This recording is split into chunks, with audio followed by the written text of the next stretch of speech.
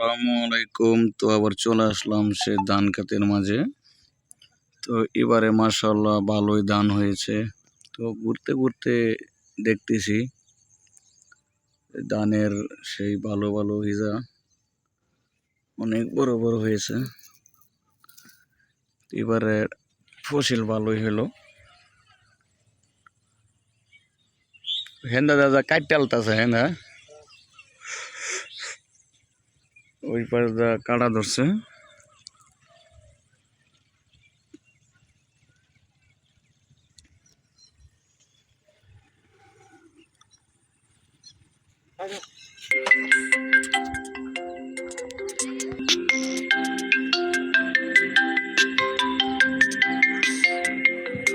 আসসালামু আলাইকুম। তো আবার চলে আসলাম সে ধান ক্ষেতের মাঝে। তো এবারে মাশাআল্লাহ ভালোই ধান হয়েছে।